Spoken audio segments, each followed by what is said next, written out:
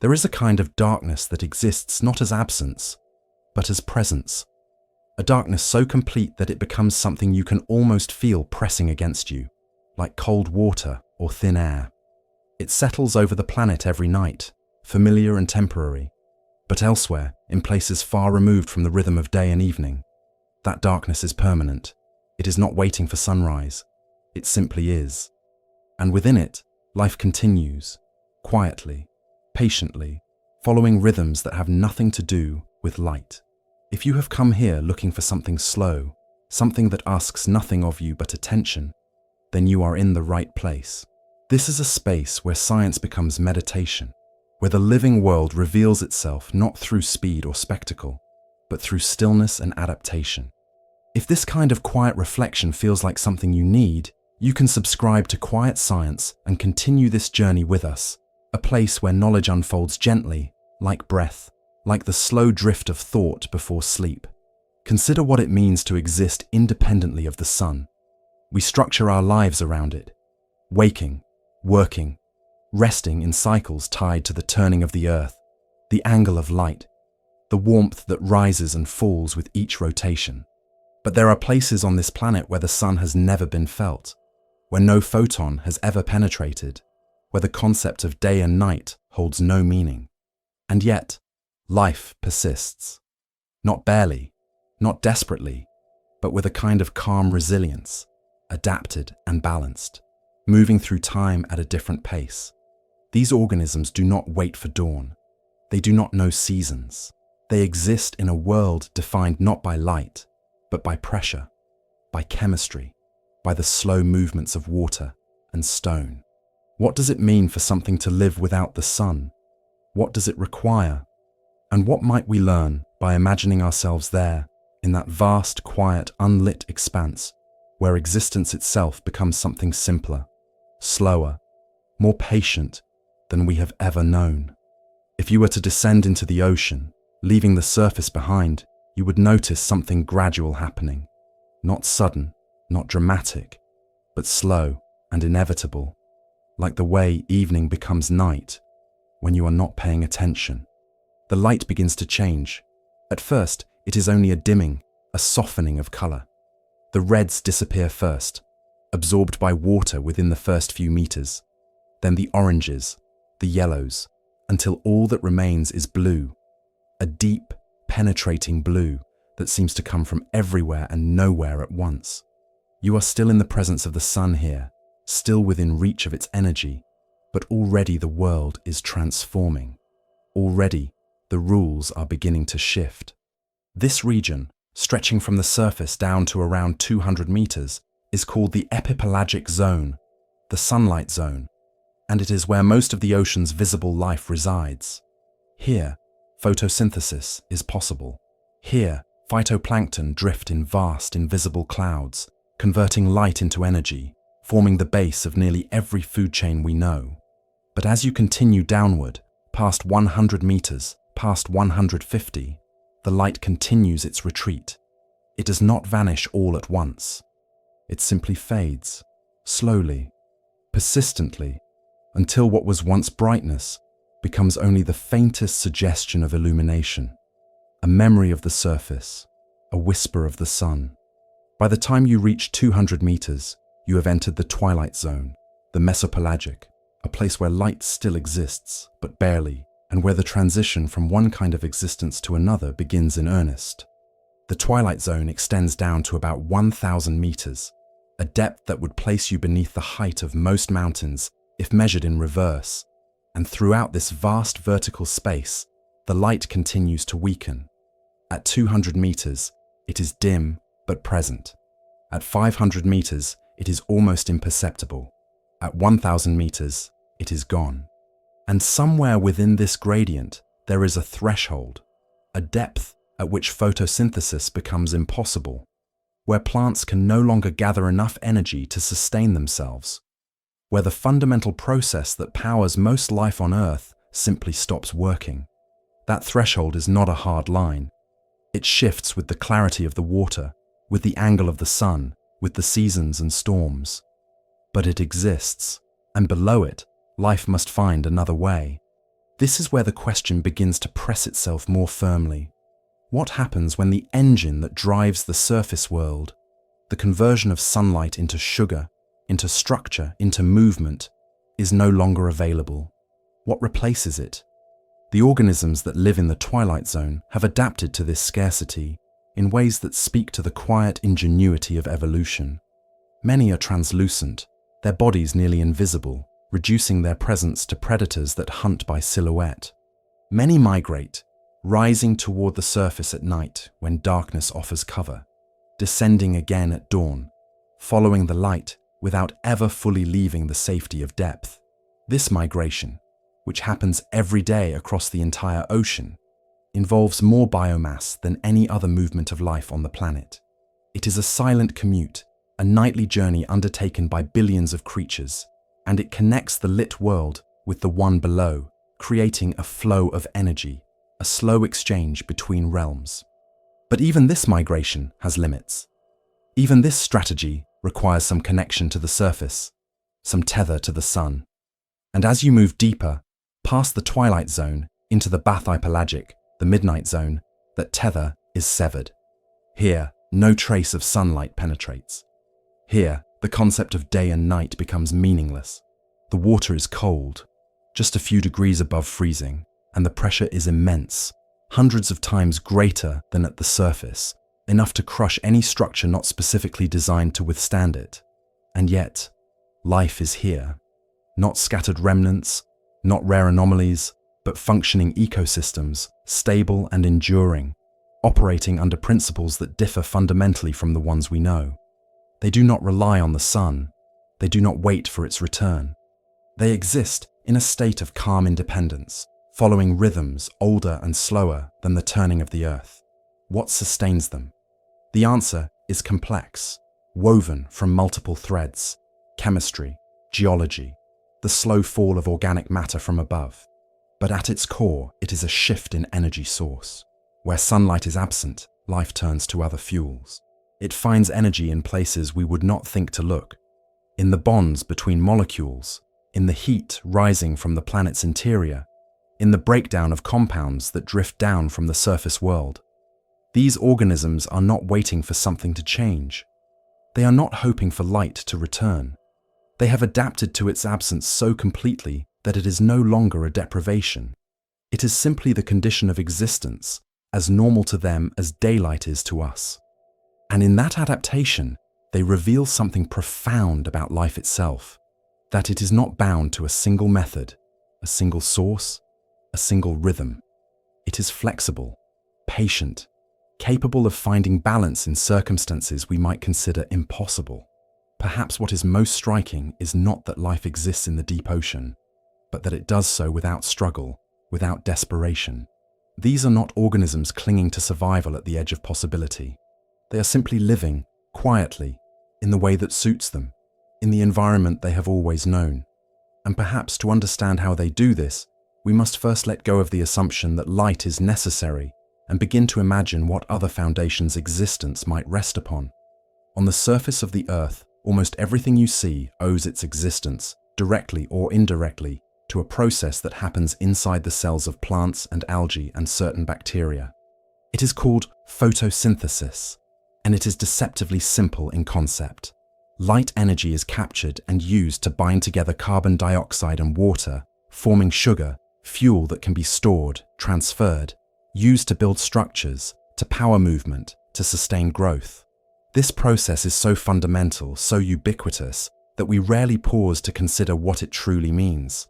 It means that the sun, 93 million miles away, is feeding us. It means that every breath you take, every meal you eat, every calorie that powers your thoughts and movements originates with photons striking chlorophyll in leaves or phytoplankton.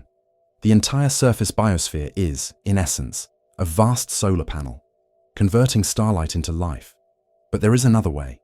In 1977, a team of scientists aboard the deep-sea submersible Alvin descended to the ocean floor near the Galapagos Rift, a volcanically active region where tectonic plates are slowly pulling apart.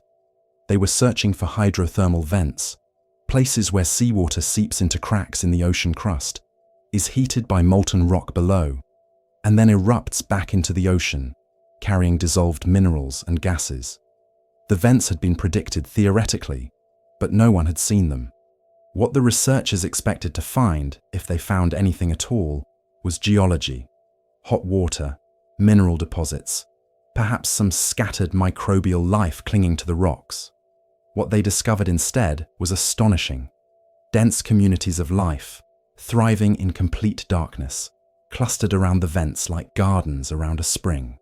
There were tube worms, some of them taller than a person, their crimson plumes waving in the current. There were clams and mussels, crabs and shrimp, all living in abundance, all feeding on something that had nothing to do with the sun. The key to their survival lies in a process called chemosynthesis, where photosynthesis uses light to break apart molecules and rearrange them into fuel. Chemosynthesis uses chemical energy, specifically the energy stored in bonds between atoms in compounds like hydrogen sulfide, methane, and ammonia.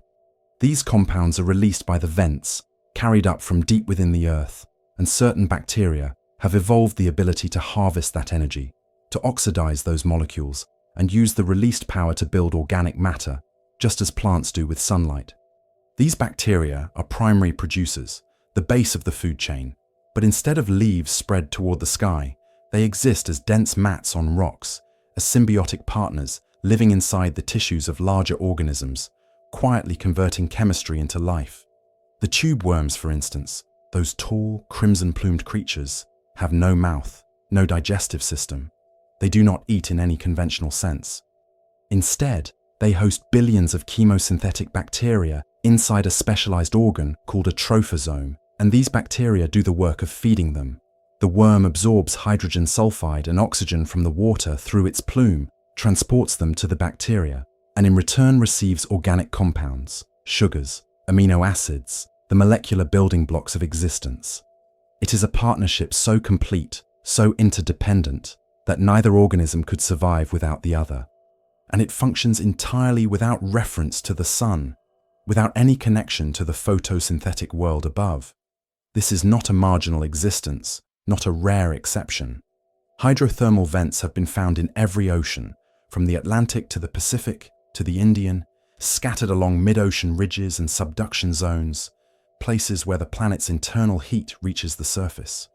Some are hot, spewing water that exceeds 300 degrees Celsius, superheated by pressure so it remains liquid despite the temperature, while others are cooler, releasing fluids just warm enough to distinguish themselves from the surrounding cold. And around each vent, life gathers, drawn not by light but by chemistry, by the flow of energy rising from the Earth itself.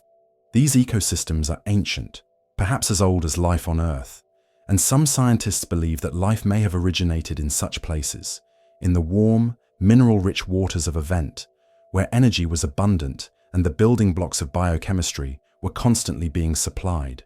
What is remarkable is not only that life exists without sunlight, but that it has built entire communities, entire ecosystems, structured and balanced, functioning with the same complexity, the same interdependence, as a rainforest or a coral reef. There are predators and prey, scavengers and filter feeders, slow-growing species and fast-reproducing ones. There are symbioses, competitions, migrations on small scales between different vent sites.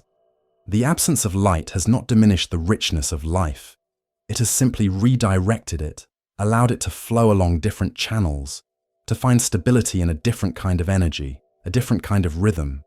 And if life can do this, if it can build complexity and balance in the absolute absence of sunlight, relying instead on the heat and chemistry of the Earth, then perhaps we must reconsider what we think life requires.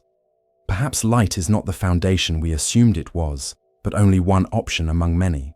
Perhaps the deep ocean is not an exception, not a curiosity, but a demonstration of something fundamental, that life, given time and pressure and the right conditions, will find a way to persist, to adapt, to create systems of quiet resilience, even in places we might consider impossibly remote.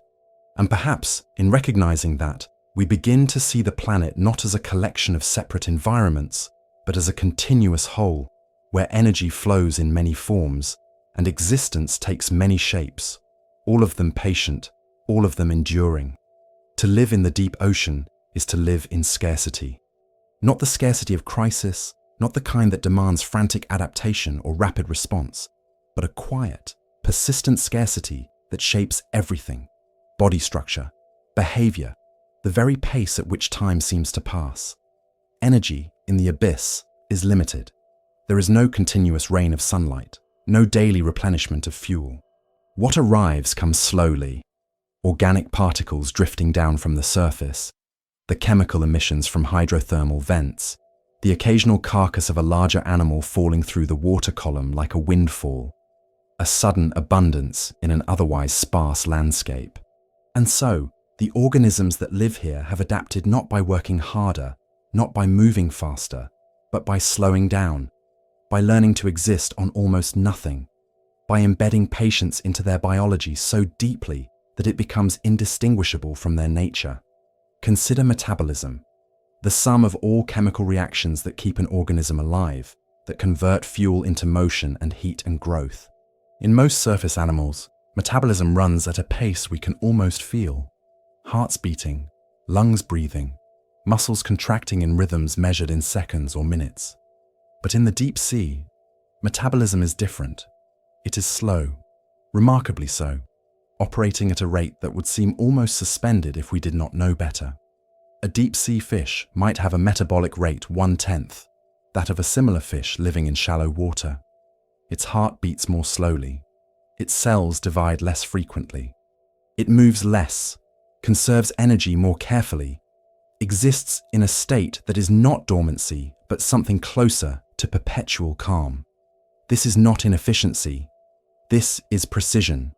This is an organism perfectly calibrated to its environment, using only what is available, wasting nothing, maintaining itself on the thinnest margin of energy input.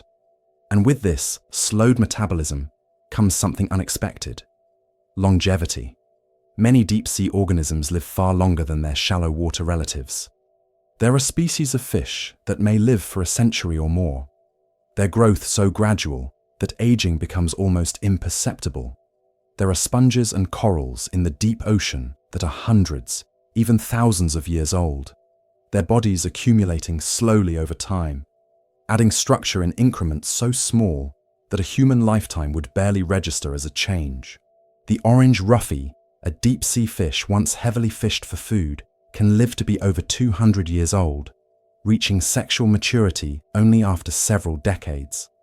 The Greenland shark, which inhabits the cold, deep waters of the North Atlantic and Arctic, is believed to be the longest-lived vertebrate on Earth, with some individuals estimated to be over 400 years old, perhaps even 500.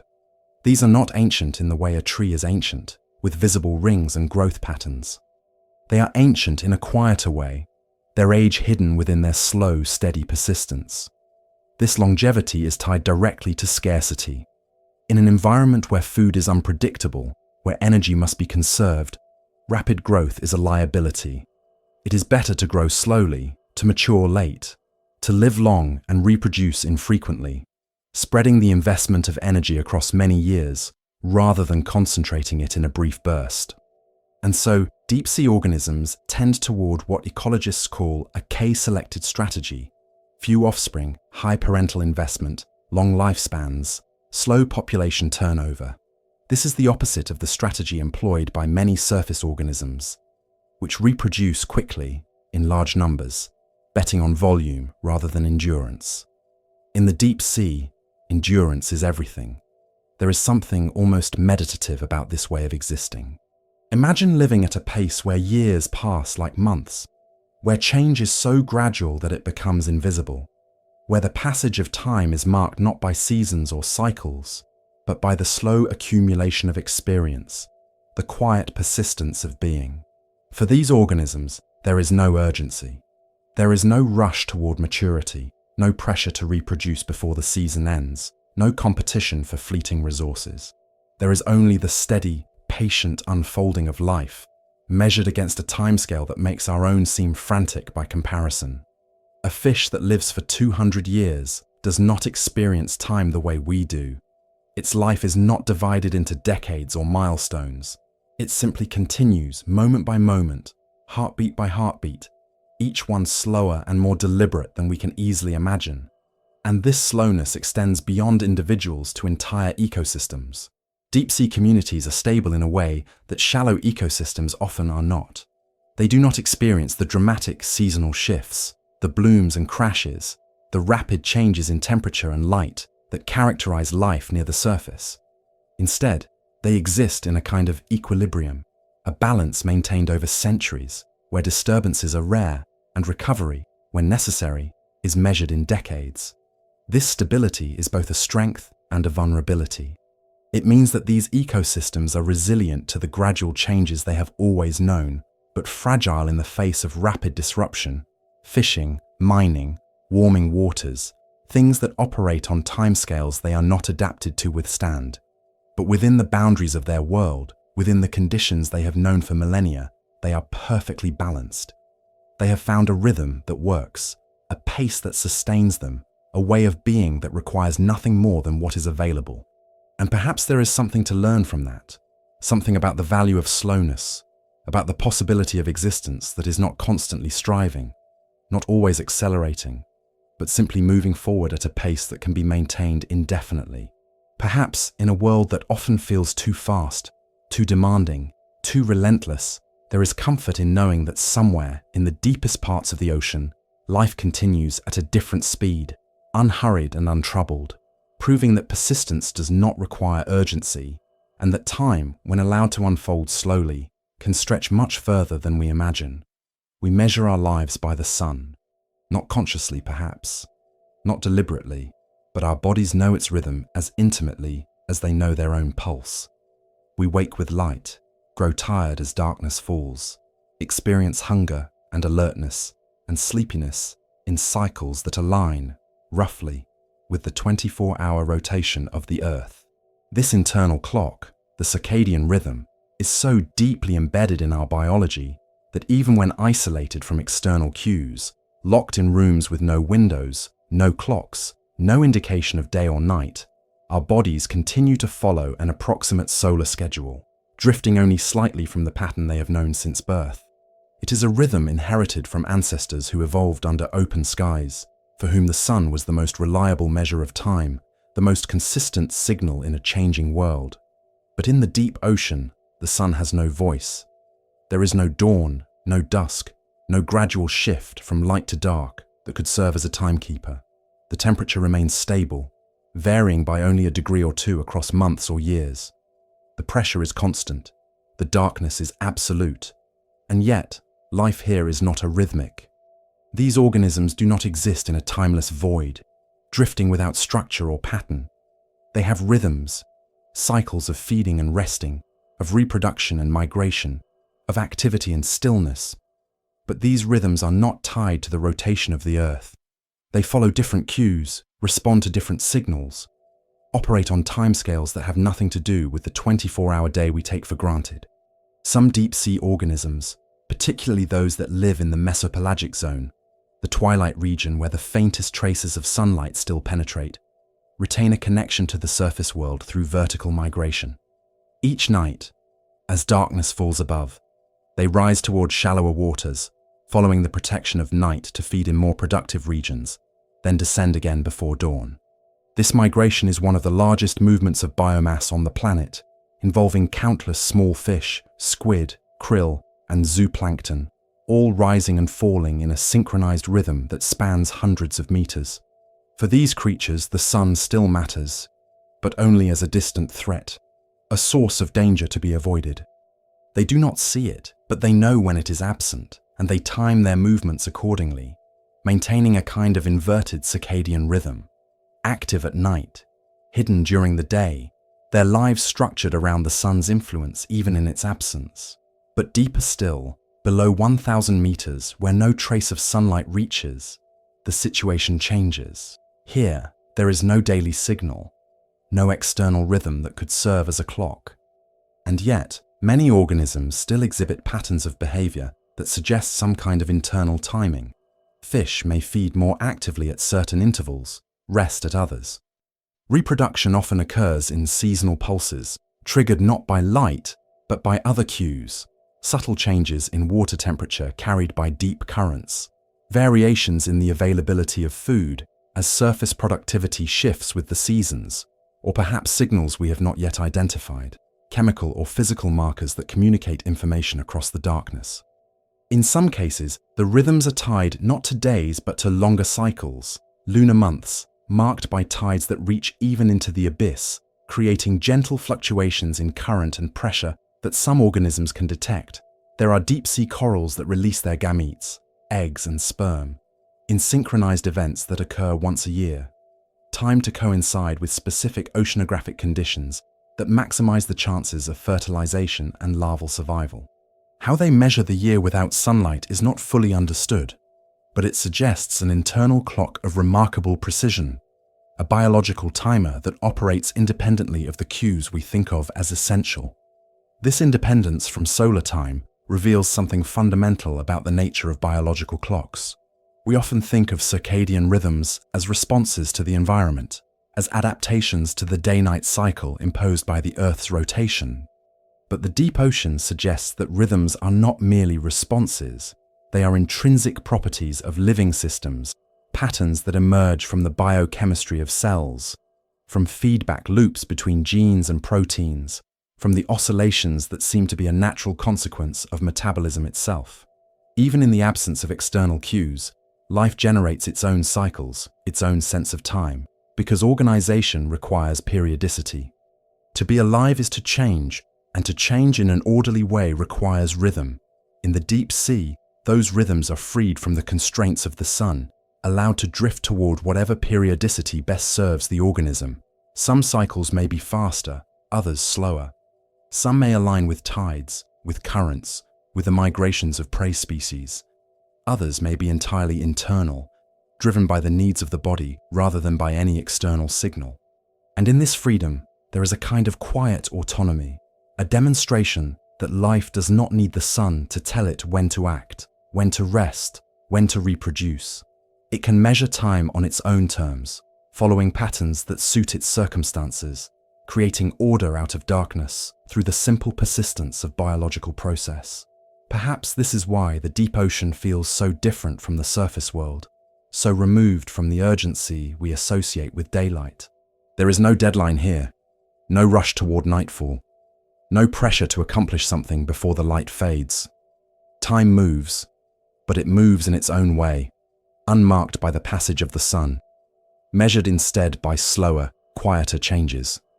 The growth of a coral, the maturation of a fish, the slow accumulation of life in a place where there is no reason to hurry. And in that unhurried rhythm, in that independence from the cycles we have always known, there is a kind of peace, a reminder that time itself is not fixed, not universal, but something flexible, something that can be shaped by need and circumstance into forms we might never have imagined. At the surface of the ocean, the weight of the atmosphere presses down on us with a force of roughly 14 pounds per square inch, 1 atmosphere of pressure. We do not notice it because we are built for it, our bodies structured to exist in equilibrium with that weight, our internal pressure matching the external so perfectly that we experience no strain, no sense of being compressed. But as you descend into the ocean, that pressure increases.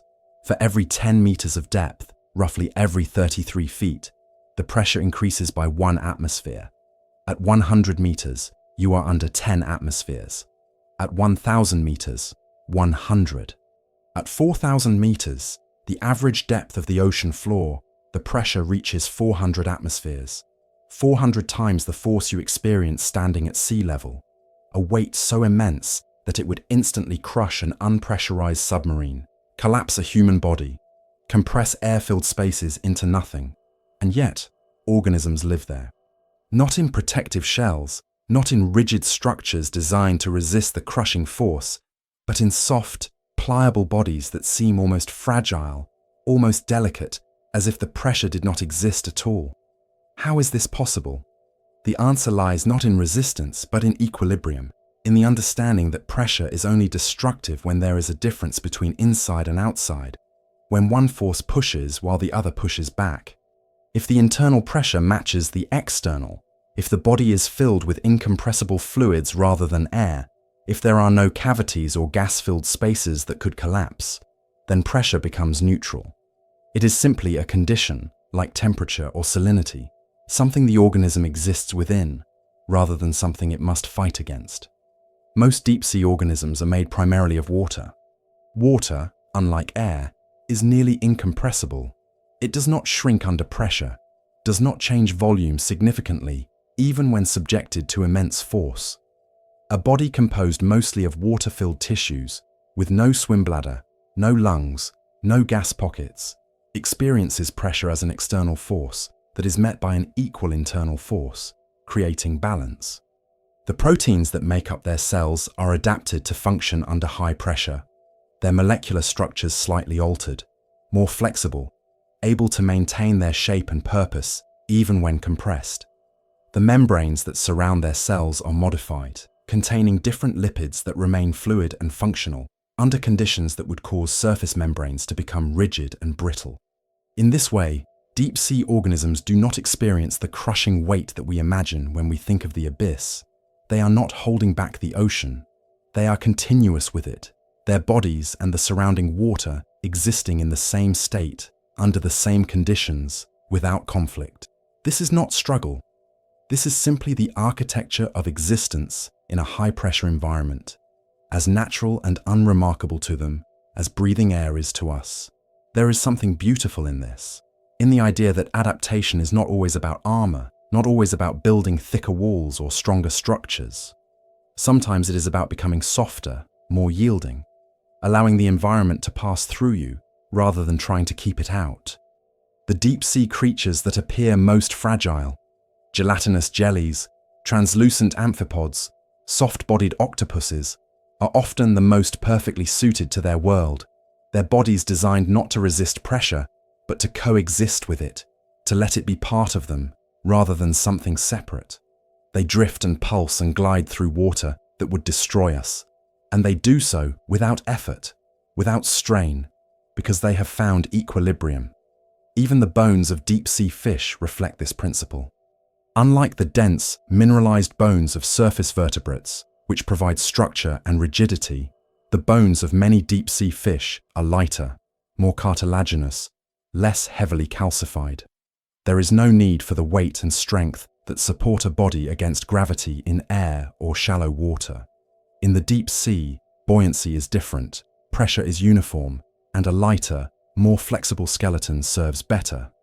Some fish have skulls that are almost translucent, bones so thin they seem barely present, yet they function perfectly in their environment, providing just enough structure without unnecessary mass. The absence of a swim bladder, the gas-filled organ that helps many surface fish control their buoyancy, is perhaps the most telling adaptation.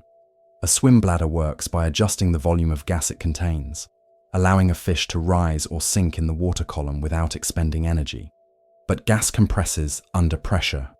A swim bladder that functions at the surface would collapse long before reaching abyssal depths, and even if it could somehow be inflated, maintaining that gas pocket against hundreds of atmospheres of pressure would require enormous metabolic energy. And so, deep-sea fish have largely abandoned swim bladders altogether, relying instead on other methods to control buoyancy, lipids stored in their liver, which are less dense than water but incompressible, or simply accepting a slight negative buoyancy and compensating with slow, deliberate movements, drifting more than swimming. This absence, this letting go of structures that are essential in one environment but detrimental in another, speaks to the adaptability of life, to its capacity to reshape itself not just incrementally, but fundamentally, discarding what no longer serves, embracing what does. And it reminds us that strength is not always about withstanding force, not always about building defenses. Sometimes it is about becoming permeable, flexible, accepting the conditions that surround you, and finding a way to exist within them without resistance, without tension. The deep-sea organisms have achieved a kind of physical peace a state where their bodies and their environment are no longer in opposition but in harmony, each element balanced against the other, creating a stability that is effortless because it is total. Perhaps there is something to learn from this, something about the way we approach our own pressures, the weight of expectation, of time, of circumstance. Perhaps the answer is not always to build thicker walls, to resist harder, but to find equilibrium, to allow what is pressing against us to also exist within us, to stop fighting and start accommodating, until the boundary between what we are and what surrounds us becomes less rigid, less defined, and the pressure, rather than crushing us, simply becomes part of the background against which we continue, quietly, to exist. In absolute darkness, where no sunlight has penetrated for millions of years, you might expect to find only blackness, an environment defined entirely by absence, by what is not there. And yet, if you were to descend into the midnight zone and wait, allowing your eyes to adjust as much as they are able, you would begin to see something unexpected. Small points of light, appearing and disappearing, drifting through the water like embers carried on an invisible wind. Blues and greens mostly, sometimes a pale yellow or a faint red, each flash lasting only a moment before fading back into darkness. This is bioluminescence, light produced by living organisms through chemical reactions within their own bodies. And it is so common in the deep ocean that some estimates suggest up to 90% of the animals living below 1,000 meters are capable of producing it. The darkness, it turns out, is not empty. It is filled with quiet signals, with messages written in light, a language spoken in flashes and glows that we are only beginning to understand. Bioluminescence is not unique to the deep sea. Fireflies produce it on summer evenings. Certain fungi glow softly in decaying wood. Dinoflagellates create shimmering trails in coastal waters when disturbed. But nowhere is it more prevalent, more essential, more intricately woven into the fabric of life than in the deep ocean, where light is the only light that exists, where every photon is deliberate, produced at metabolic cost, used with intention. And because energy is scarce, because nothing can be wasted, this light is never gratuitous. It serves a purpose. It communicates something, whether that is a warning, an invitation, a disguise, or simply the presence of another living thing in the vastness. The mechanism is elegant in its simplicity. A molecule called luciferin reacts with oxygen in the presence of an enzyme called luciferase, releasing energy in the form of light. Different organisms use slightly different versions of these molecules, producing different colors, different intensities, different patterns. Some produce light continuously, maintaining a steady glow. Others flash, creating brief bursts that can be seen from a distance. Still others produce light only when triggered, by touch, by movement, by the approach of a predator or prey. And some house bioluminescent bacteria in specialized organs called photophores, maintaining a symbiotic relationship where the bacteria produce light in exchange for shelter and nutrients, creating a glow that the host organism can control through shutters or filters, turning it on and off as needed. The uses are varied. For some, bioluminescence is a hunting tool. The anglerfish, perhaps the most iconic deep-sea predator, dangles a glowing lure in front of its mouth, a bioluminescent organ at the end of a modified spine, attracting smaller fish that mistake the light for prey or simply approach out of curiosity. The anglerfish waits, motionless, conserving energy until something comes close enough, and then it strikes. A sudden, explosive movement that ends as quickly as it begins, returning the predator to stillness. Other fish use light as a searchlight, producing beams from organs beneath their eyes, illuminating the water ahead as they hunt, scanning for the silhouettes of prey against the faint glow they themselves create. For others, bioluminescence is defense. When threatened, some squid and shrimp release clouds of glowing particles into the water, creating a luminous decoy that confuses predators, drawing their attention while the prey escapes into the darkness. It is a distraction, a sleight of hand written in light, and it works because in a world where light is rare, any source of it commands attention. Some deep-sea jellyfish produce brilliant displays when disturbed, flashing in patterns that may startle a predator or signal distress to larger animals nearby, effectively calling for help by illuminating the threat. And then there is counter-illumination, a form of camouflage that seems almost paradoxical. Many organisms in the mesopelagic zone, where faint sunlight still filters down from above, produce light on their undersides that matches the intensity and color of the dim illumination from the surface. When viewed from below, they blend into the background, their silhouette erased by their own glow, making them nearly invisible to predators looking upward. It is a precise calibration, a continuous adjustment of brightness to match the changing light above, and it requires constant monitoring, constant fine-tuning, a quiet conversation between the organism and its environment that happens without thought, without effort, embedded in reflex. But perhaps the most intriguing use of bioluminescence is communication. Many deep-sea species produce light in patterns that seem designed for recognition, species-specific flashes, rhythms that might allow individuals to identify each other in the darkness, to find mates, to signal readiness to reproduce. Some squid display intricate light patterns across their skin, turning photophores on and off in sequences that may convey information we cannot yet interpret. It is a language without sound, a grammar of light, and it suggests that even in the deepest, darkest parts of the ocean, social interaction continues, that organisms are not isolated, not drifting alone through emptiness, but connected by signals we are only beginning to notice. What is remarkable is not the spectacle of it, though it can be beautiful when observed, but the quiet functionality, the way these organisms have turned chemistry into communication, have solved the problem of darkness not by fearing it, but by writing within it, creating small, controlled bursts of visibility that serve their needs without overwhelming the stillness around them. They do not illuminate the ocean. They punctuate it, marking moments, sending signals, creating brief windows of interaction before returning to the dark. And in doing so, they demonstrate that light, even in the smallest amounts, even in the briefest flashes, can be enough. That you do not need constant brightness, constant visibility to navigate a world. You only need enough light at the right moment, used with intention. And perhaps that is true for us as well. That clarity does not require constant illumination, only occasional flashes, small moments of understanding that help us orient ourselves in the spaces between, in the darkness that surrounds and contains all of it. If you could watch the ocean from the side, through some impossible transparent wall that stretched from surface to seafloor, you would see something falling, not quickly, not dramatically, but in a slow, continuous drift, like dust motes in still air, or ash descending through atmosphere after a distant fire.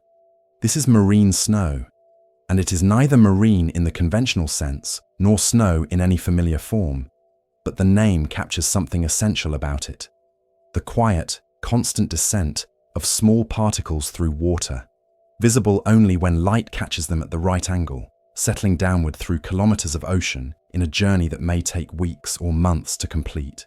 It is made of fragments, pieces of dead organisms, fecal pellets from zooplankton, mucus webs discarded by filter feeders, shells of microscopic algae, bits of decaying tissue, organic molecules clumping together into larger aggregates that fall faster than individual particles could alone.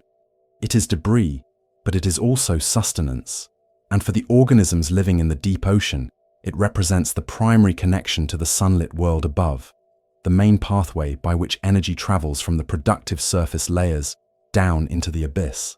In the epipelagic zone, where sunlight supports photosynthesis, life is abundant. Phytoplankton bloom in uncountable numbers, converting light and carbon dioxide into organic matter, growing, reproducing, being eaten by zooplankton, which are in turn eaten by small fish, which are eaten by larger predators, creating a food web of immense complexity and productivity.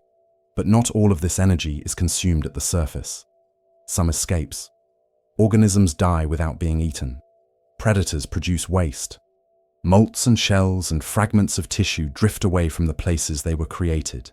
And gravity, patient and persistent, pulls all of it downward. The particles begin their descent, sinking through the water column, moving slowly enough that bacteria and other decomposers continue to work on them as they fall, breaking them down, extracting nutrients, reducing them in size and nutritional value with each passing meter. By the time these particles reach the deep ocean, much of their original energy has been lost, consumed by the organisms that encountered them during the fall. What arrives at the seafloor is only a fraction of what began the journey, perhaps 1%, perhaps less. But in an environment where energy is scarce, even a fraction is significant. For the creatures of the deep, marine snow is a lifeline. Suspended particles are captured by filter feeders. Delicate glass sponges with intricate skeletons made of silica. Sea cucumbers moving slowly across the sediment. Crinoids extending feathery arms into the current. Larger pieces are scavenged by crustaceans, worms, and fish that patrol the seafloor, searching for anything edible, anything that represents a pulse of energy in an otherwise sparse landscape. And when something larger falls, a dead whale, a large fish, a squid, it becomes an event, a sudden abundance that attracts scavengers from across the surrounding area, creating what scientists call a whalefall community, an ecosystem that can persist for decades, sustained by the slow decomposition of a single massive carcass. The whalefall is worth pausing on because it illustrates the scale of energy transfer in a way that smaller particles cannot. When a whale dies and sinks to the ocean floor, it brings with it the accumulated energy of years spent feeding in productive surface waters, tons of blubber and muscle and bone that represent an enormous investment of calories. The carcass is discovered quickly. Sharks and hagfish arrive within hours, drawn by chemical signals that diffuse through the water. They tear away the soft tissue, consuming as much as they can before the competition intensifies. Then come the crustaceans, the polycate worms, the brittle stars, all feeding on what remains, stripping the bones clean over months or years. And finally, when only the skeleton is left, specialized bacteria colonize the bones, breaking down the lipids stored within, using them as fuel for chemosynthesis, supporting communities of mussels and clams and worms that can persist for 50 years or more, until the bones themselves are exhausted, dissolved back into the ocean. This is the deep sea food chain, not a ladder with distinct rungs, not a simple progression from producer to consumer, but a diffuse network where energy arrives sporadically, unpredictably, and is utilized with remarkable efficiency by organisms that have adapted to wait, to conserve, to take advantage of whatever comes their way. There is no waste here. Everything is used.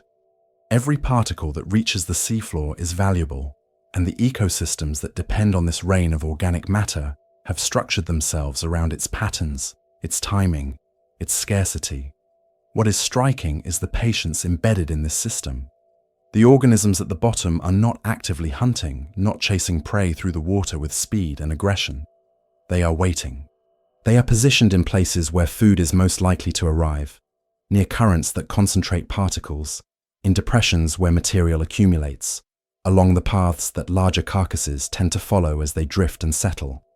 And they wait, sometimes for days, sometimes for weeks, until something arrives. And when it does, they feed, they store what they can, and they return to waiting. It is a strategy that seems impossibly passive when compared to the constant activity of surface ecosystems, where predators patrol and prey flee, and feeding happens multiple times a day. But it works. It has worked for millions of years, sustaining life in an environment where the very concept of a food chain seems tenuous, where the connection between producer and consumer spans kilometers of water and weeks of time, yet remains unbroken. And perhaps this is the deeper lesson of marine snow, that connection does not require proximity, that ecosystems separated by distance and darkness can still be linked, can still depend on each other, can still form a continuous whole, even when the threads between them are thin and slow and almost invisible. The surface ocean feeds the deep, not through direct contact, not through migration or transport, but through the simple, patient process of falling, particle by particle, day after day, year after year, creating a steady trickle of energy that sustains an entire realm of life that most of us will never see, never directly encounter, yet which exists in quiet dependence on the sunlit world above. Imagine a spring in the desert, a place where water rises from deep underground, creating a pool of life in an otherwise barren landscape. Plants grow around it. Animals gather to drink. The soil is richer, the air cooler, the entire area transformed by the presence of this single resource. Now imagine that same principle applied to the ocean floor, in the deepest, darkest parts of the abyss, where instead of water, what emerges from the earth is heat and chemistry. Superheated fluid, loaded with dissolved minerals, hydrogen sulfide, methane, and other compounds that would be toxic in most environments but which, here, become the foundation of life. These are hydrothermal vents, and they function as oases in the deep sea, places where life gathers in densities that rival coral reefs, sustained not by sunlight falling from above, but by energy rising from below, from the planet's own internal heat, from the slow, continuous process of geology that has been occurring since the Earth's formation. The vents themselves are striking if you see them, tall chimneys of mineral deposits, sometimes called black smokers or white smokers, depending on the color of the plume they emit, built up gradually as the hot, mineral-rich water meets the cold ocean and precipitates out its dissolved load, layer by layer, year by year, until the structures can reach several stories in height. The water emerging from them can exceed 300 degrees Celsius, kept liquid only by the immense pressure that prevents it from boiling, and as it billows upward, it creates a plume that can be detected from a distance, a signal in the cold, still water that something is happening here, something different, something worth investigating. And the organisms that live around these vents have done exactly that, investigated, adapted, settled, and built entire communities that function as complete ecosystems, self-contained and self-sustaining, needing nothing from the sunlit world except the slow background rain of nutrients that reaches all parts of the ocean.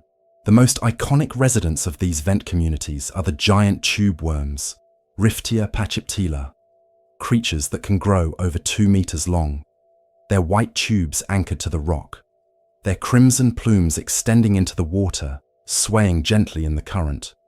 They have no mouth, no gut, no means of ingesting food in any conventional sense. Instead, their bodies are largely occupied by a specialized organ filled with chemosynthetic bacteria, billions of them, living in symbiosis with the worm, and it is these bacteria that provide sustenance. The worm absorbs hydrogen sulfide and oxygen from the water through its plume, transports them via a specialized hemoglobin, one that can carry both oxygen and sulfide without them reacting, down to the bacteria-filled trophosome, where the bacteria use the chemical energy to produce organic compounds that the worm absorbs and uses for growth, for maintenance, for energy. It is a partnership so complete that neither organism can survive without the other, and it represents one of the most elegant solutions to the problem of existence in a sunless world. If you cannot photosynthesize, and if food from above is scarce, then cultivate your own source of nutrition internally, hosting the organisms that can convert chemistry into calories, becoming not just a consumer, but a living ecosystem in miniature. Around the tube, worms live other organisms, equally adapted, equally specialized.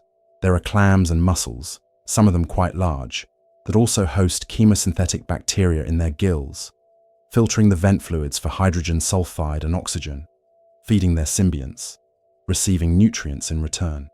There are crabs and shrimp that graze on bacterial mats growing on the rocks, scraping away the microbial film, consuming it directly. Some of these shrimp have lost their eyes, unnecessary in the darkness, but have developed light-sensing organs on their backs, possibly to detect the faint infrared glow of the superheated vent water, allowing them to navigate near the heat without getting too close, staying in the zone where conditions are optimal.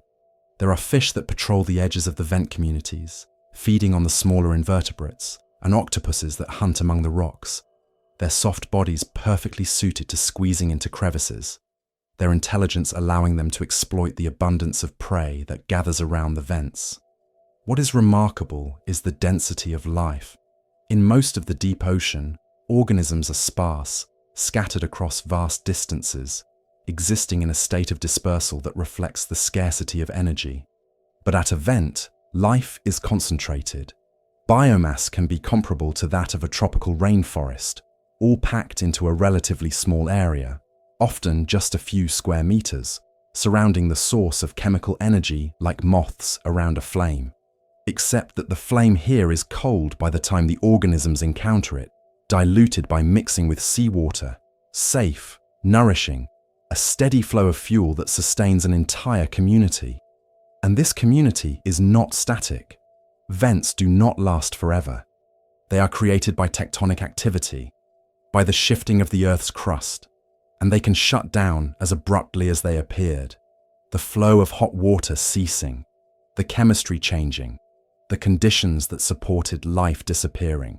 When this happens, the community dies or disperses, its members drifting away, searching for new vents, new sources of energy. And then, elsewhere, a new vent opens, and the process begins again. Larvae drifting on currents detect the chemical signals, settle, grow, establish a new community that may last decades or centuries before it too fades and is replaced. This transience, this impermanence, is part of the ecology of vents. They are not eternal oases but temporary ones, islands of abundance that appear and disappear on geological timescales, and the organisms that depend on them have adapted to this uncertainty by producing vast numbers of larvae, by being able to detect vent fluids from great distances, by having life cycles that allow them to colonize new sites quickly when they are discovered. It is a strategy of dispersal and opportunism, of taking advantage of resources when they are available and moving on when they are not. And it works because the ocean is vast, and somewhere, always, a new vent is opening, a new opportunity is appearing, and life, patient and persistent, is ready to take advantage of it.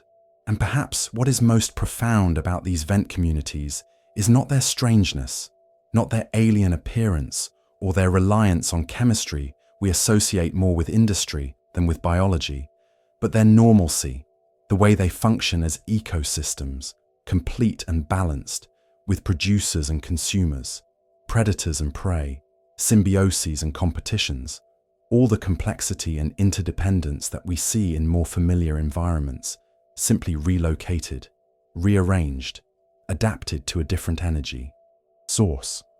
They prove that life does not require one specific set of conditions. It requires energy, stability, time. And given those, it will construct systems of remarkable intricacy and resilience, regardless of where it finds itself. Hydrothermal vents are dramatic in their way, hot, active, pulsing with energy that rises quickly from the Earth's interior and dissipates just as quickly into the surrounding cold.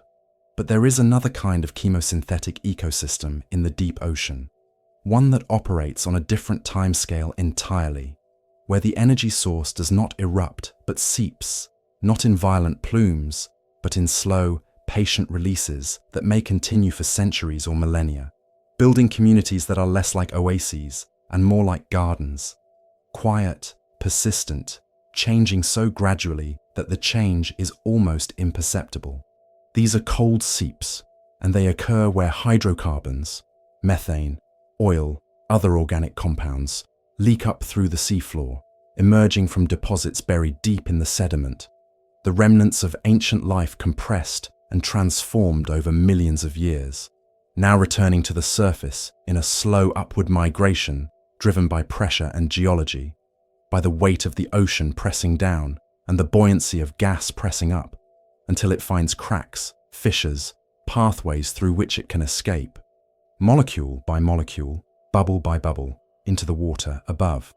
The methane that emerges at cold seeps originates from two main sources. Some is biogenic, produced by microorganisms called methanogens that live deep in the sediment, breaking down organic matter in the absence of oxygen, releasing methane as a metabolic byproduct. Other methane is thermogenic, created by heat and pressure acting on ancient organic deposits, the same process that forms natural gas and oil in reservoirs far beneath the Earth's surface. Regardless of its origin, the methane that reaches the seafloor becomes a resource, and just as plants use sunlight, Just as vent organisms use hydrogen sulfide, there are bacteria and archaea that have evolved to use methane, oxidizing it, extracting its chemical energy, building organic compounds from it, creating the base of a food web that functions entirely without reference to the sun. These microorganisms form dense mats on the seafloor, visible as white or orange films covering the sediment, and they exist in vast numbers, metabolizing methane continuously, slowly, converting it into biomass that can be consumed by other organisms.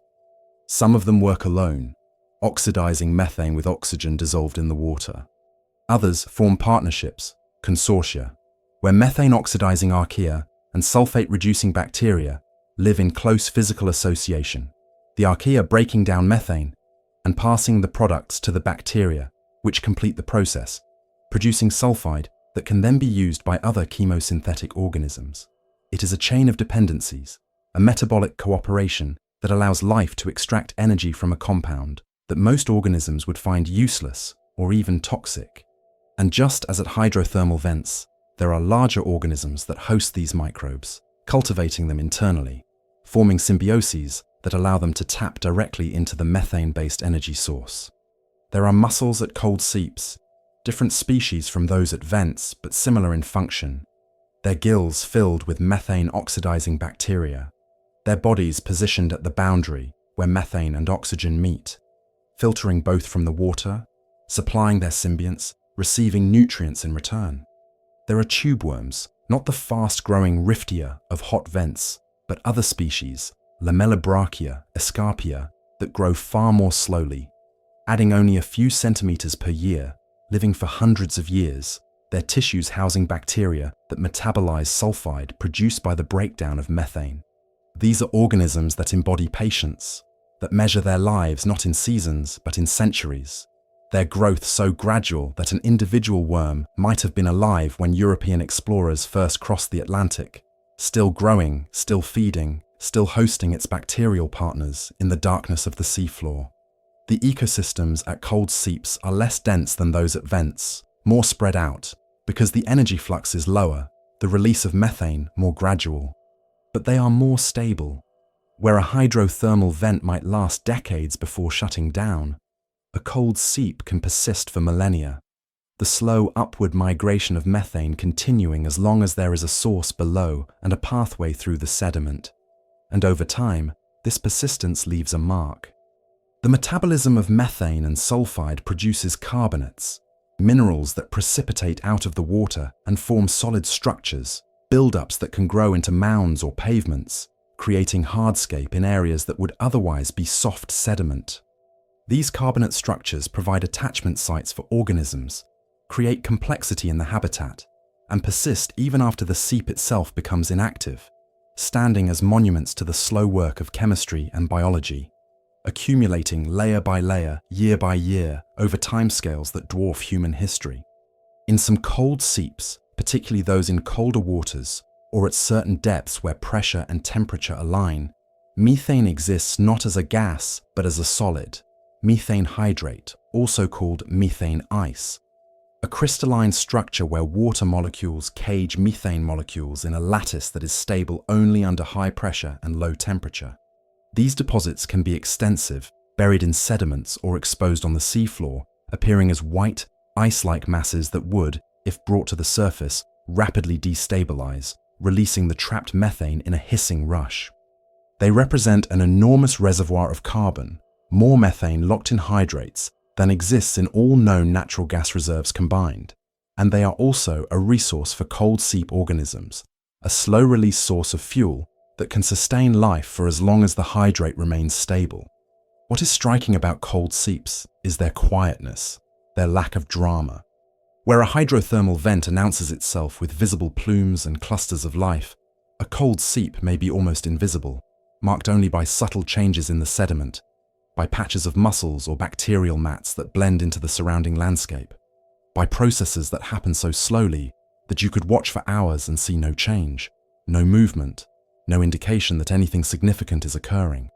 And yet, over years, over decades, these systems build themselves, molecule by molecule, organism by organism, creating stability through persistence, demonstrating that energy does not need to arrive quickly to be useful, that life can thrive on a trickle as well as a flood, as long as that trickle is steady, reliable, continuous. Perhaps this is the deeper insight that cold seeps offer, that abundance is not the same as intensity, that a slow, continuous supply can sustain as much complexity as a rapid one, sometimes more, because it allows for adaptation without pressure, for growth without urgency, for the development of relationships and dependencies that require time to form and time to mature. In a world that often values speed, that measures success by how quickly something happens, cold seeps remind us that some of the most enduring systems are built slowly, patiently, with resources that arrive gradually and are used with care, creating structures that last not because they are dramatic, but because they are balanced, stable, continuous. If you could somehow rise above the ocean floor, ascending slowly through the water column, you would begin to see something that is difficult to grasp from within it, the sheer scale of what lies below. The deep ocean, defined as anything below 1,000 meters, covers more than half of the Earth's surface. It represents the largest habitat on the planet, containing more than 90% of the biosphere's volume, a space so vast that all of the land above sea level could fit within it several times over and still leave room. And nearly all of this space exists in darkness. The sunlit zone, where photosynthesis occurs, where we think of the ocean as being alive and active, occupies only about 2% of the ocean's total volume. The rest, the overwhelming majority, is midnight, is abyssal, is a realm defined not by light and warmth, but by cold, pressure, and a kind of stillness that is difficult to describe because it is not emptiness, not absence, but simply a different mode of being, a different pace of existence. The average depth of the ocean is around 3,700 meters, just over 2 miles. At that depth, the pressure is roughly 370 times greater than at the surface. The temperature hovers just above freezing, between 2 and 4 degrees Celsius. There is no light. There is very little current in most places, just a slow, almost imperceptible drift of water masses that takes decades or centuries to circulate through the deep basins. And yet, this is not a sterile environment. It is inhabited, continuously and thoroughly, by organisms that have adapted so completely to these conditions that they could not survive anywhere else, would find the surface as hostile as we find the abyss. They are spread across the seafloor in densities that vary, sparse in some regions, concentrated in others, but they are there always, covering the bottom of every ocean, every trench, every abyssal plain, living quietly in the darkness, following rhythms we are only beginning to understand. Consider the scale of the trenches, the deepest parts of the ocean, where tectonic plates collide and one is forced beneath the other, creating valleys that plunge to depths that exceed the height of Mount Everest in reverse. The Mariana Trench, the deepest known point in the ocean, reaches nearly 11,000 meters below the surface. At that depth, the pressure is over 1,000 times atmospheric pressure at sea level, a force so immense that it would instantly crush any unprotected structure, any air-filled space, any organism not specifically adapted to withstand it. And yet, life exists there too. Fish have been filmed at depths exceeding 8,000 meters, swimming slowly through the water, feeding on small invertebrates, their bodies adapted to pressures that we can barely imagine. Amphipods, small crustaceans related to shrimp, have been collected from the deepest parts of the trench, their bodies filled with special molecules that prevent their proteins from collapsing under pressure, their metabolism functioning normally in conditions that should, by our surface-dwelling logic, be impossible. And these are not isolated pockets of life, not rare exceptions found only in a few unusual places. The deep ocean is a continuous ecosystem, connected across distances that span entire oceans. Marine snow falls everywhere, linking the surface to the depths. Currents, though slow, move water and nutrients and larvae across thousands of kilometers, dispersing organisms, connecting populations that might be separated by vast distances, but remain part of the same genetic pool, the same biological community. Hydrothermal vents and cold seeps are scattered along mid-ocean ridges and continental margins, each one a node in a network of chemosynthetic ecosystems that spans the globe. And between these nodes, in the stretches of sediment that make up most of the seafloor, life continues in lower densities but no less persistently, worms burrowing through the mud, bacteria decomposing what falls from above, small fish and crustaceans moving slowly across the bottom, all part of a functioning system that requires no light, no warmth, no connection to the surface world beyond the slow rain of organic matter that drifts down from above. What is perhaps most remarkable is the stillness of it all, the sense that these ecosystems are not struggling, not racing against time or competing desperately for scarce resources, but simply existing patiently in a state that feels almost meditative. There is no urgency here. The tube worms at a vent do not rush their growth. The fish that patrol the abyssal plains do not dart and chase. The bacteria that metabolize methane at cold seeps do not accelerate their processes. Everything happens slowly, steadily, at a pace dictated by the availability of energy and the constraints of temperature and pressure. And it has been happening this way for millions of years, will continue happening this way for millions more unless something disrupts it. And even then, life will adapt, will find new equilibria, will persist because persistence is what it does, what it has always done. This is not a realm that invites exploration in the way that mountains or forests do. It does not call to us with beauty or spectacle. It is too remote, too dark, too fundamentally different from the environments we evolved in. But it is vast beyond comprehension, and it is alive in ways that challenge our assumptions about what life requires, about what environments can support complexity and diversity. It is a demonstration, played out across half the planet's surface, that existence does not need to be fast or bright or warm to be successful. It only needs to be balanced, to find a sustainable relationship between energy input and energy expenditure, between reproduction and mortality, between the organism and its environment. And in the deep ocean, that balance has been achieved not through struggle, but through adaptation, through the slow refinement of form and function over evolutionary time, until what remains is a system that works quietly and efficiently, asking nothing of the world above except to be left alone, to continue its slow work in the darkness, unnoticed and undisturbed. Perhaps this is what we should take away from the scale of the deep ocean, not that it is alien or inaccessible, but that it is continuous, that it covers most of the planet, that it functions as a stable, enduring system despite conditions we consider extreme. And perhaps, in recognizing that, we begin to see that our own experience of the world, our preference for light and warmth, our dependence on rapid energy cycles, our sense that life should be visible and active, is not universal but local, not a requirement, but an adaptation, one strategy among many, no more or less valid than the strategies employed in the darkness below. There is something comforting in knowing that life persists in places we cannot easily reach, in conditions we cannot personally endure, following rhythms we do not share. It reminds us that existence is more flexible than we often assume, more adaptable, capable of finding stability in circumstances that seem, from our perspective, impossibly difficult. And while we do not live in the deep ocean, while our bodies are not designed for pressure or darkness, or the slow metabolism that characterizes life in the abyss, there is something we can recognize in these organisms, something that speaks to experiences we do have, to challenges we face in our own way, on our own terms. They have solved the problem of scarcity, of isolation, of environments that do not easily support the kind of life they need to live. And they have done so not by struggling against those conditions, not by wishing for something different, but by adapting to what is, by finding ways to exist within the constraints they cannot change, by building lives that work despite, or perhaps because of, the limitations they face. Consider resilience.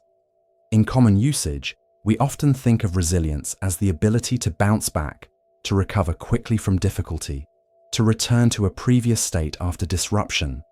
But the deep-sea organisms demonstrate a different kind of resilience. Not the ability to return to what was, but the capacity to persist through conditions that never improve, to maintain function in circumstances that remain challenging indefinitely. They do not wait for the environment to become easier. They do not hope for more energy, more light, more warmth. They exist as they are, where they are, with what they have, and they have been doing so for millions of years. This is resilience as endurance, as the quiet capacity to continue without expectation of relief, without the promise of better conditions, simply because continuation is what life does when given the opportunity. And this kind of resilience is built not through intensity or force, but through efficiency and patience. The deep-sea fish with its slow metabolism is resilient, not because it can withstand sudden shocks, though it can, but because it requires so little to maintain itself, because it has minimized its needs to the point where scarcity is no longer a crisis, but simply the normal condition of existence. It does not burn through resources quickly and then scramble to find more. It uses what is available slowly, carefully, making each calorie last as long as possible, and in doing so, it creates a kind of stability that is less vulnerable to disruption. When food is scarce, it waits. When food arrives, it feeds. But the difference between abundance and scarcity is smaller for it than it would be for an organism with higher metabolic demands, and this narrowing of the gap between feast and famine is itself a form of protection, a way of smoothing out the variations that make life difficult. There is also the matter of adaptation, not as a dramatic transformation, not as a sudden leap from one state to another, but as a gradual process of alignment, of matching one's capacities to one's circumstances over time. The organisms of the deep sea are exquisitely adapted to their environment, but that adaptation did not happen quickly. It accumulated over generations, over millennia, through small changes that each conferred a slight advantage. Each made existence a little more sustainable, until the result was an organism so well suited to its habitat that it seems almost inevitable, as if it could not be any other way. And while we do not evolve biologically on timescales, we can perceive while our bodies are more or less fixed within our lifetimes, we do adapt in other ways, through learning, through habit, through the slow adjustment of expectations and strategies that allows us to function in circumstances that might initially seem overwhelming. And perhaps there is value in recognizing that adaptation is not always about changing the environment to suit us, but sometimes about changing ourselves, our pace, our needs, our responses, to suit the environment we find ourselves in. The deep-sea organisms also demonstrate the possibility of existence without constant stimulation, without the need for novelty or variation to maintain engagement with life. In the abyss, conditions are stable. Days do not change into nights. Seasons do not cycle. Temperature remains constant. And yet, organisms do not become listless or disengaged. They continue to feed, to grow, to reproduce, to carry out the functions of life with the same attention and precision as organisms in more variable environments. They do not require change to remain vital. They find sufficiency in repetition, in the steady continuation of familiar patterns, and they demonstrate that stability, often dismissed as monotony in our faster-paced world, can be its own kind of richness, its own form of engagement, if approached with the right perspective. And perhaps most significantly, these organisms show us that existence does not require certainty, does not require knowing when the next meal will arrive, or how long the current conditions will last. They live in environments where food is unpredictable, where resources may be abundant one day and absent for weeks afterward, where the chemical springs they depend on may shut down without warning, and yet they persist. They do not panic at uncertainty. They do not become paralyzed by the lack of guarantees. They simply wait, maintain themselves as efficiently as possible, and respond when opportunities arise. This capacity to exist comfortably with uncertainty, to not require assurance before proceeding, is perhaps one of the most valuable lessons the deep ocean offers, that it is possible to live without knowing what comes next, to function without clear plans or guarantees, to trust that whatever resources are available will be enough because they always have been, because life, given time, finds a way to make do with what it has. We do not live in the deep ocean. We do not experience pressure measured in hundreds of atmospheres or temperatures just above freezing, or the absolute darkness that defines the abyss. But we do experience scarcity, of time, of energy, of certainty. We do face conditions that feel challenging, that seem to demand more than we think we can provide. And in those moments, perhaps there is something to be learned from the organisms that have made their homes in the deepest, darkest, most resource-limited parts of the planet, not by conquering those conditions, but by adapting to them, by finding ways to exist that do not require abundance, that do not depend on constant stimulation or rapid change, that simply continue, patiently and steadily, through whatever circumstances arise. When we think about the requirements for life, we often begin with a list: water, energy, nutrients, stable temperatures, perhaps oxygen, certainly something to metabolize, something to build with. And these requirements seem fixed, absolute, as if there were a minimum set of conditions below which life simply could not exist. But the deep ocean suggests something different, that life does not require specific conditions so much as it requires balance, that what matters is not the presence of particular resources, but the alignment between what an organism needs and what its environment provides. The deep sea creatures do not need sunlight because they have found other sources of energy.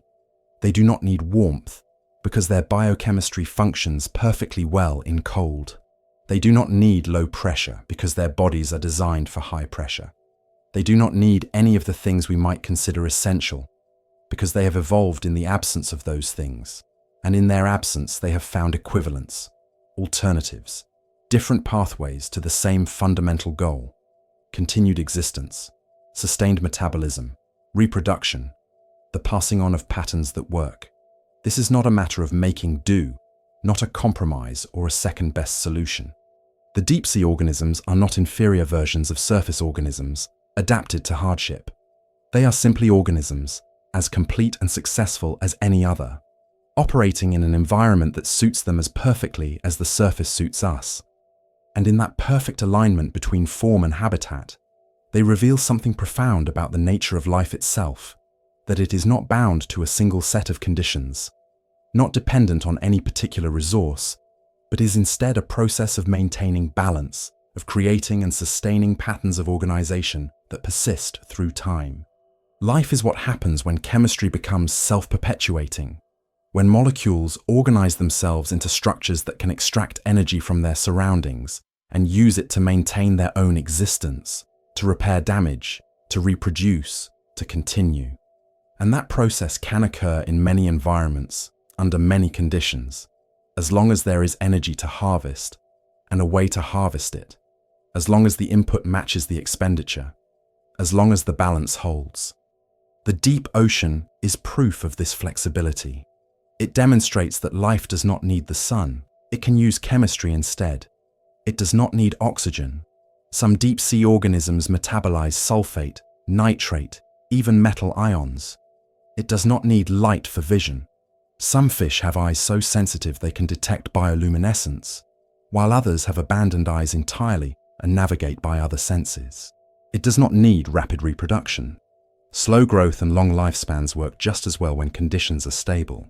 It does not need any specific thing, because evolution is a process of optimization within constraints, and given enough time, life will find a way to optimize for whatever constraints are present, creating organisms that are not struggling against their environment but harmonized with it, existing in a state of dynamic equilibrium that can persist indefinitely as long as the fundamental parameters remain stable.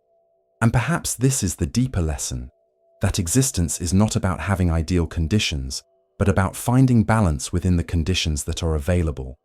We often think of survival as requiring constant effort, constant struggle against adversity, but the deep-sea organisms suggest a different model, one where survival is not struggle, but alignment, where the organism and the environment are not in opposition, but in conversation, each shaping the other over time until they fit together so well that the distinction between adaptation and habitat becomes unclear. The fish is designed for pressure, but pressure is also, in a sense, designed for the fish, or at least the ecological niche that pressure creates, the particular combination of conditions that exists at depth, has shaped the evolution of organisms in ways that make them perfectly suited to it. And in that mutual shaping, in that long, slow dialogue between life and environment, balance emerges not as a goal to be achieved, but as a natural outcome, something that arises spontaneously when a system has enough time to settle into its own rhythms. This is why the deep ocean feels so calm, so unhurried, so fundamentally stable, despite the apparent harshness of its conditions. It is not harsh to the organisms that live there. It is simply home, and they exist within it not as visitors, not as temporary inhabitants waiting for something better, but as permanent residents, fully integrated, fully adapted, as comfortable in the darkness and pressure as we are in air and sunlight. They have found their balance, and in finding it, they have created ecosystems that function with a quiet efficiency, a stability that does not depend on constant input or intervention, that simply continues year after year, generation after generation, as long as the fundamental conditions remain within tolerable ranges.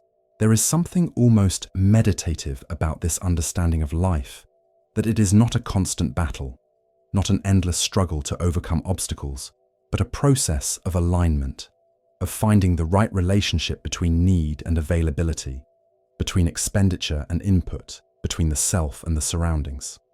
And while this alignment happens over evolutionary time for organisms, happens through selection and adaptation across generations, perhaps we can find something analogous in our own lives, in the way we relate to our circumstances, in the adjustments we make not to conquer our environment, but to exist more comfortably within it, to reduce the friction between what we need and what is available, to find a pace and a pattern that can be sustained without constant effort, without constant depletion. The deep ocean does not ask us to live as deep-sea organisms do. It does not suggest that we should embrace scarcity or darkness or isolation, but it does offer a different perspective on what life requires, on what makes existence possible. It suggests that life is not fragile in the way we often think, dependent on narrow conditions, easily disrupted, requiring constant maintenance and protection.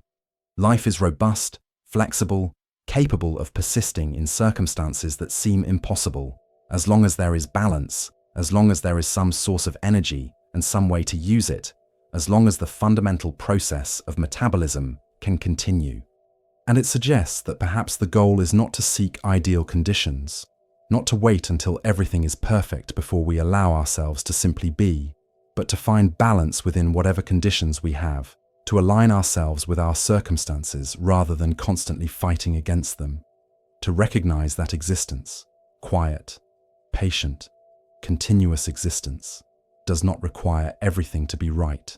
It only requires enough, and enough is often less than we imagine. There is a particular quality to the deep ocean that is difficult to name, but easy to recognize once you have spent time considering it. A kind of stillness that is not the same as silence, not the same as emptiness, but something more like presence, like the feeling of being in a room where everything has settled, where motion has ceased not because it was stopped, but because it has reached its natural resting state. We encounter this quality rarely in our daily lives, where movement is constant, where sound and light and activity surround us almost always, where even rest is often interrupted by the awareness of what needs to be done, what might happen next, what demands our attention. But we recognize it when we find it, in the moment before sleep perhaps, when thought begins to drift and the urgency of waking concerns fades, or in those rare spaces where external stimulation is minimal enough that we can feel our own internal rhythms without distraction, can notice the breath moving in and out, the heartbeat steady and slow, the mind settling into a state that is not sleep but not quite waking either, something in between, something calm. The deep ocean exists perpetually in this state. There is no sunrise to mark the beginning of urgency, no sunset to signal the possibility of rest. There is only the continuous present, extending in all directions, unchanging in its fundamental qualities, even as small variations occur. A particle of food drifting past, a slight shift in current, the faint glow of bioluminescence appearing and fading. These variations do not disrupt the stillness. They are part of it, small notes in a larger silence, moments of activity that only emphasize the calm surrounding them. And the organisms that live in this environment have adapted not just their bodies, but their entire way of being to match it. They do not rush. They do not anticipate. They do not plan beyond the immediate need. They simply exist, moment by moment, responding to what is present without projecting into what might be, maintaining a kind of presence that we, in our faster-paced world, often struggle to achieve. This is not emptiness. The deep ocean is not devoid of life or activity. But the activity that occurs there happens at a pace that allows for stillness, that does not generate the constant low-level agitation that characterizes so much of surface life. A fish moves through the water slowly, deliberately, expending minimal energy, its motions smooth and unhurried. It may pause for long periods, suspended, waiting, its metabolism so reduced that the waiting costs almost nothing. When prey appears, it responds, quickly if necessary, but the quickness is brief, a momentary acceleration that ends as soon as the action is complete, returning immediately to stillness. There is no sustained frenzy, no extended period of high activity. There is action when needed, rest when not, and the boundary between them is clear, unambiguous, allowing for complete engagement with each state without the intrusion of the other. We are not built this way. Our metabolisms are faster, our environments more variable, our lives structured around cycles of activity and rest that are often imposed externally rather than arising from internal need. We wake to alarms, work according to schedules, rest when we are permitted rather than when we are tired. And even when we do rest, we often carry the residue of activity with us, thoughts that continue to circle, tensions that remain in the body, an awareness of what was left undone and what will need to be done next. True stillness, the kind that the deep ocean embodies, can feel elusive, something we glimpse occasionally but struggle to maintain, as if our wiring makes it difficult to fully disengage, to let go of the urgency that characterizes so much of our waking life. But perhaps the deep ocean offers a model, or at least a reminder, that stillness is not something we need to create, but something we can allow, that it is not a state we achieve through effort, but one we return to when we stop resisting it. The deep-sea organisms do not work to be still. Stillness is their default state, the condition they return to naturally when there is no reason to move. And while we cannot simply adopt their metabolism, cannot slow our bodies to match theirs, we can perhaps recognize that stillness is available to us as well, not as something foreign or difficult, but as a natural state that our bodies and minds move toward when given the opportunity, when external demands are reduced enough that we can feel what is actually present rather than what we think should be present. Darkness plays a role in this. The deep ocean is dark, not as a deprivation, but as a condition, and in that darkness, certain kinds of perception become irrelevant, while others become more acute. Without light to see by, there is no point in scanning the environment constantly, no advantage to vigilance in the visual sense. Other senses take precedence: chemical detection, pressure sensitivity, the ability to feel vibrations in the water, and these operate more slowly, more continuously, without the sharp focus that vision demands. And perhaps this is why darkness, for us, can be conducive to rest. It removes one of the primary channels through which stimulation enters, reduces the amount of information we need to process, allows the mind to settle because there is simply less to attend to. Darkness is not emptiness. It is presence without distraction, a space where internal rhythms can become more noticeable because they are not competing with external visual input. Slowness, too, has its own quality, its own contribution to the sense of stillness. When things happen slowly, there is time to notice them fully, time to respond without urgency, time to let each moment complete itself before the next begins. The deep-sea creatures demonstrate this in their movements, their metabolisms, their life cycles. Everything happens at a pace that allows for thoroughness, for completion, for the kind of attention that is impossible when you are rushing.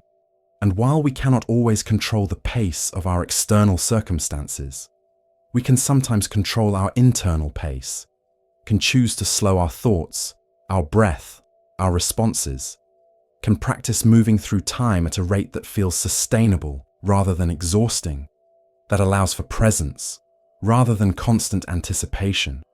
The deep ocean does not ask us to live in darkness or cold or pressure. It does not suggest that we should abandon the surface world or the cycles that structure our lives. But it does demonstrate that stillness is possible, that it is a natural state rather than an achievement, that it can be sustained indefinitely given the right conditions.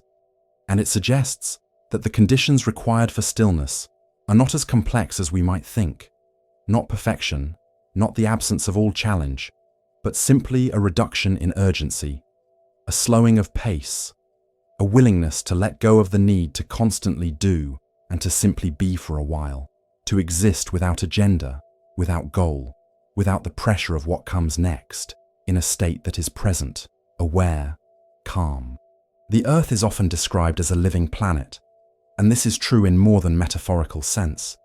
It breathes in its way, absorbing and releasing gases through the constant exchange between ocean and atmosphere, between plants and air, between rock and water.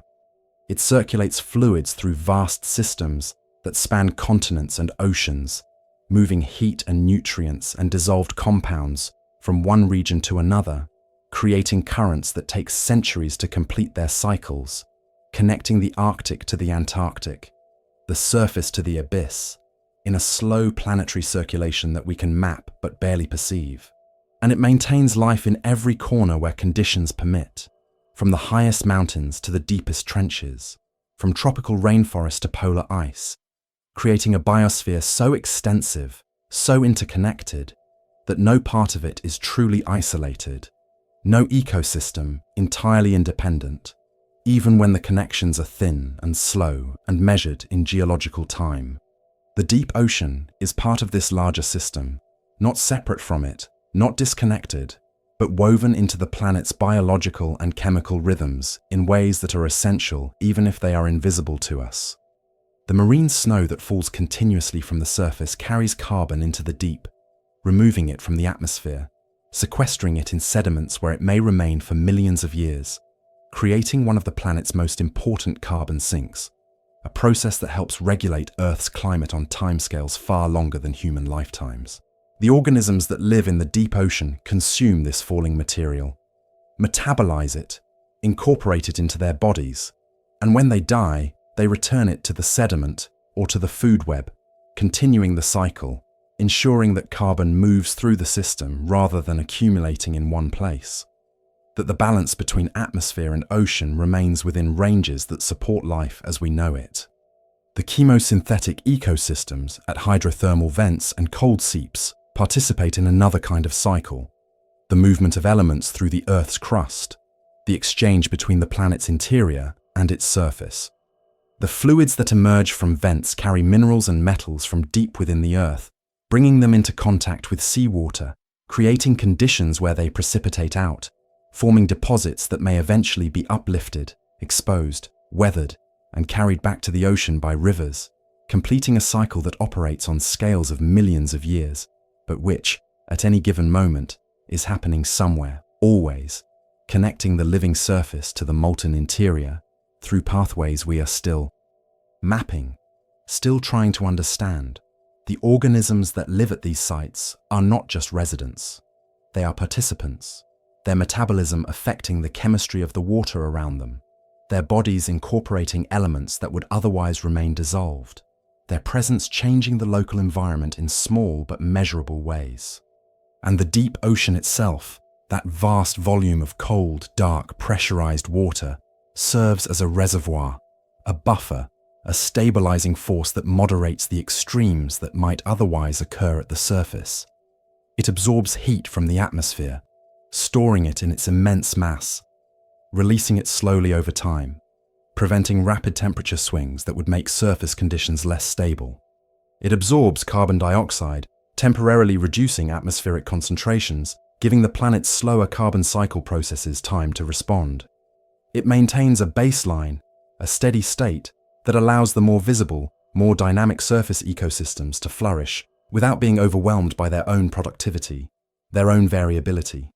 In this way, the deep ocean is not marginal, but central. Not a remote curiosity, but a fundamental component of the Earth system, as essential as the atmosphere, or the forests, or the soil. It just operates more quietly, more slowly, on scales that are difficult for us to perceive directly. We see the surface, the waves, the currents, the marine life that exists in sunlight, and we think of that as the ocean. But the surface is only a thin skin, a boundary layer between air and water. The bulk of the ocean lies below, in darkness, and it is there that the planet's longest, slowest processes occur, the processes that maintain stability over geological time, that ensure continuity through changes that would otherwise disrupt everything. The organisms of the deep are not separate from this planetary function. They are expressions of it, embodiments of the processes that allow the Earth to remain habitable over spans of time that dwarf human history. Their slow metabolisms match the slow circulation of deep water. Their long lifespans align with the persistence of the environments they inhabit. Their dependence on marine snow connects them to surface productivity, to the photosynthesis that happens in sunlight, creating a link between the fastest and slowest parts of the biosphere, ensuring that energy flows from one to the other, that nothing is entirely isolated, that the planet functions as a whole even when the parts seem disconnected.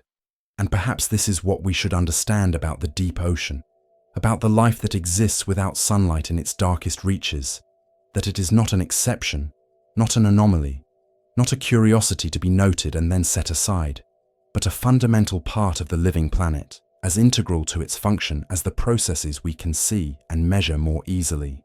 The deep ocean reminds us that the Earth's systems operate on multiple scales simultaneously, fast and slow, visible and hidden, dramatic and subtle, and that all of these scales matter, that the stability we experience at the surface depends on processes occurring far below, in darkness, in cold, in pressure, where life continues patiently, steadily, without recognition or attention, doing the quiet work that makes everything else possible. We do not need to understand all of these processes in detail to appreciate their importance. We do not need to map every current or catalogue every species to recognize that the deep ocean is not empty space, but living tissue, that it is part of the planet's body, part of its metabolism, part of the slow, continuous process by which Earth maintains itself as a habitable world. And in recognizing that, perhaps we begin to see our own place differently, not as separate from nature, not as observers looking at something external, but as participants in a system that includes everything, that connects surface to depth, light to darkness, the fast processes of our lives to the slow processes of geological time, all of it part of one continuous whole, one living planet, breathing and circulating and maintaining itself through mechanisms we are only beginning to understand.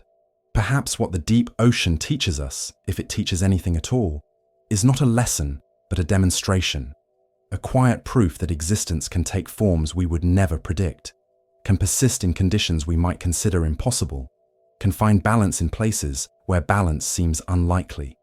And perhaps the significance of that is not in the specific adaptations, not in the particular mechanisms by which these organisms solve the problems of darkness and pressure and scarcity, but in the simple fact that they exist at all, that life has found its way into every corner of the planet where the fundamental requirements can be met, even when those corners are thousands of meters below the surface, even when they have been dark for the entire history of complex life on Earth, even when nothing about them suggests hospitality or welcome. They are there because they can be, because evolution is patient enough to explore every possibility, because given time and pressure and opportunity, patterns emerge that sustain themselves, that continue, that become as natural and unremarkable to the organisms living them as sunlight is to us. We began by asking what it means to live without the sun, to exist in a world where the cycles we take for granted, day and night, season and season, the rhythm of light and dark that has structured life on land and in the shallow seas, simply do not apply. And the answer, if there is one, is that it means very little to the organisms themselves. They do not experience their existence as deprivation. They do not know what they are missing because they have never had it. And in its absence, they have found other ways, other sources, other rhythms. They live as fully, as completely as any organism anywhere, their lives shaped by the specific conditions of their environment, but not diminished by them, not reduced, simply different. And in that difference, they reveal something about the flexibility of life, about its capacity to adapt not just to minor variations, but to fundamentally different circumstances, to build complexity and stability in places we might assume could support neither. The darkness that seemed, at the beginning of this journey, like something to overcome, something to explain or solve, now feels less like an obstacle and more like a condition, one of many possible conditions under which life can organize itself.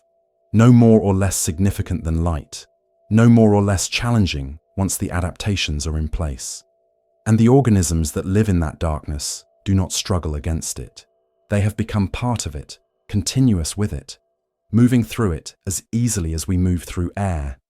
Their bodies and their behaviors perfectly calibrated to the environment they have always known. They do not seek the surface. They do not long for sunlight. They exist where they are, as they are, in a state of equilibrium that has been stable for millions of years and will likely remain stable for millions more, unless something fundamental changes. And even then, life will adapt, will find new equilibria, will continue in some form because continuation is what it does, what it has always done. There is comfort in this, in knowing that the planet holds spaces we cannot easily reach, that support life we cannot easily understand, that operate according to principles that differ from the ones we experience daily.